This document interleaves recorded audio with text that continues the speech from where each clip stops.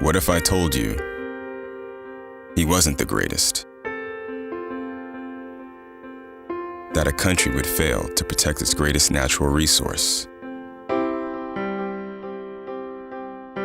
What if I told you that the ESPN 30 for 30 series is the reason why you're watching this video right here, right now? You see, many years ago, I fell in love with this series, and since then, I've watched every single episode.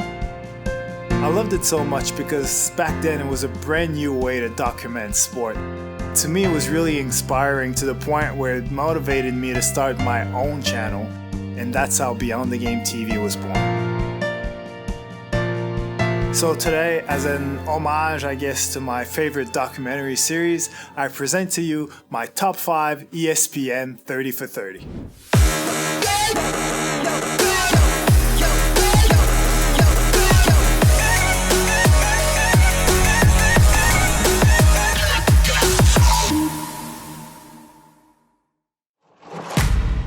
Hey guys, I'm E, and here's the thing. On October 6, 2009, ESPN launched a brand new sport documentary series called 30 for 30. The original idea was to look back at 30 years of sports through the eyes of 30 different filmmakers, because at the time, ESPN were celebrating their 30th anniversary. Happy birthday to me. What you have to remember is in 2009, film and sports coverage were two very different things. Two things that I loved, but still very different. So what ESPN did is they brought these two things together.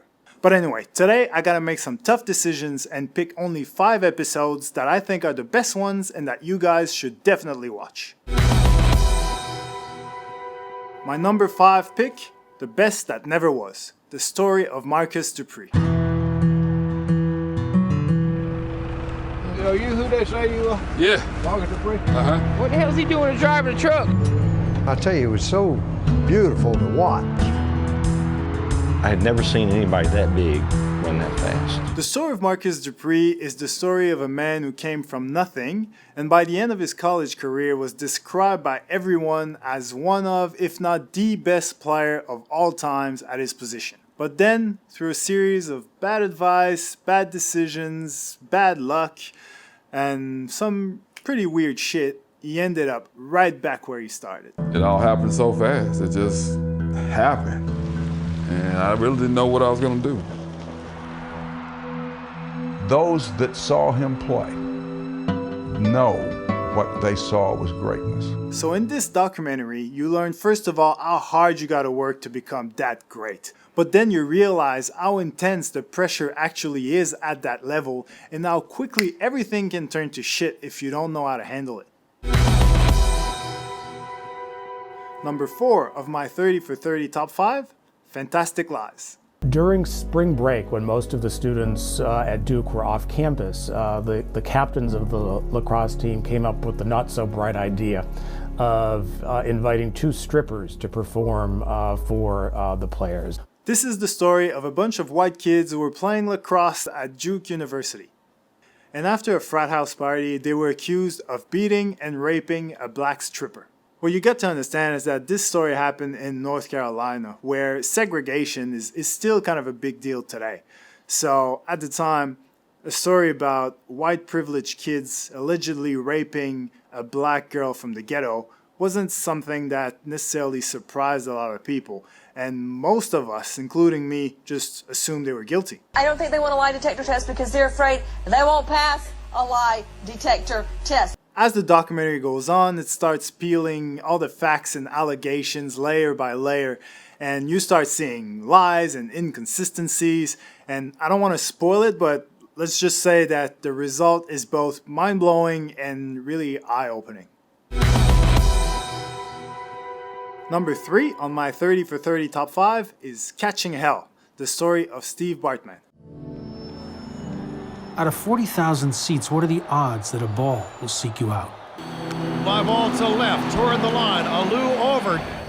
Imagining that possibility is part of the magic of baseball.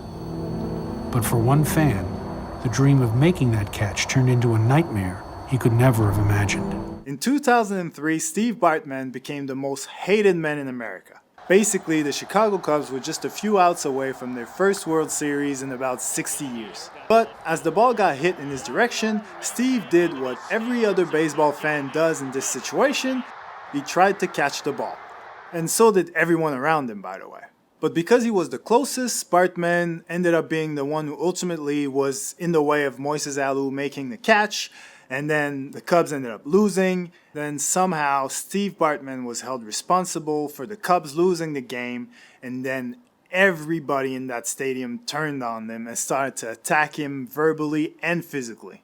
Headset man, the fan who grabbed the ball out of the hands of Moises Alou. So I'm putting him to start. Let me tell you something. Right up here. This kid is meat.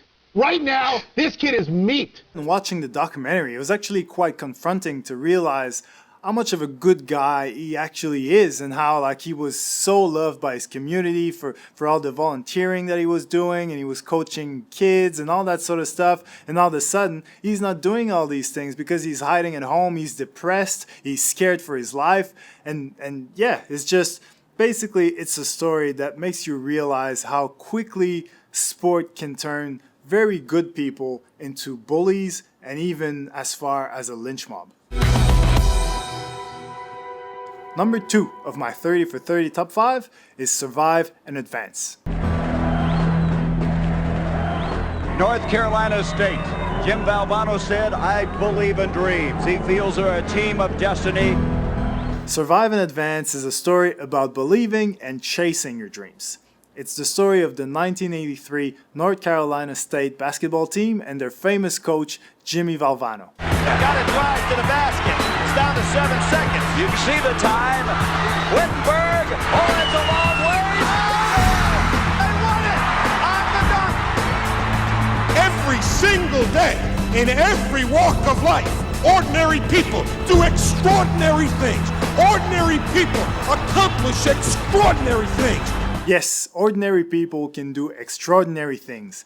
It's the lesson from this film, obviously, and it's a quote that still today I remind myself of every time I'm in a situation where I think I'm not good enough. To me, there are 3 things we all should do every day. If we do this every day of our life, you're going to have, what a wonderful, number 1 is laugh. You should laugh every day. Number 2 is think. You should spend some time in thought. And number 3 is you should have your emotions moved to tears. Could be happiness or joy. But think about it. If you laugh, you think, and you cry, that's a full day. That's a heck of a day. Jimmy V is a great, great man who inspired many others. And unfortunately, he died from cancer only a couple of months after that speech you just saw. But if you don't know much about him and all the great things he's done, you should definitely look him up. And a great way to do that, obviously, is to watch Survive and Advance. So, number 1 of my top 5 30 for 30 is, drumroll, this was the XFL. Where's my football? Where's my smash mouth wide open football? It's gone. This is my number 1, not because I'm into wrestling or anything like that, but because I see a lot of similarities between the XFL story and my own. The NFL is going to sound a little different next season. Can take on the world.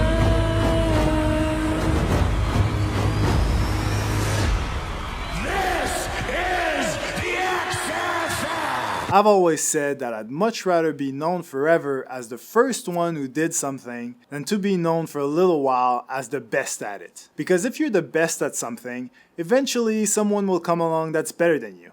That's just a fact of life. But if you're the first at something, no one can ever take that away from you. 2 guys had a vision. They knew the ultimate of where they wanted to take that vision, and they did it. Watching this story, you realize that when you fail, there's actually a lot of good that can come out of your journey. For example, the XFL failed miserably. They only lasted 1 season. But they were the first league to have cameras in the huddles, on team benches, in the action, on top of it. And that's something that now you see every day in professional sports. So by being ahead of their time and taking risks, the XFL was a trendsetter for the whole sport broadcasting industry, which to a certain degree happened to us as well.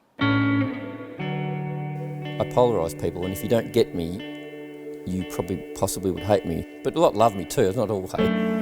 And I love them too. I've got a lot of really close friends that, would fight to the death for me, but the ones that don't like me, they don't like me really well. A while back, we created a series called Fan Love, which tells the story of the most passionate footy fans across Australia. And after a year or so, and about 12 episodes later, this happened. A new series, Footy Fan Fever, where we introduce you to some of the AFL's biggest and most colourful football fanatics. And we're about to meet the fan who takes their nickname very literally. Troy West takes almost 3 hours to transform. See, I could very well feel annoyed that they used our idea and our content without asking us. But instead, I actually feel proud that an idea that started in my head somehow ended up on mainstream television. So anyway, that's it. That's my top 5, but I also wanted to give a quick shout out to a few more episodes. So shout out to the Bad Boys, the Fab Five, and Benji. 3 great basketball stories that you should definitely check out. And also shout out to Free Spirits. It's the story of the Spirits of St. Louis, which inspired a very funny movie from Will Ferrell, Semi-Pro.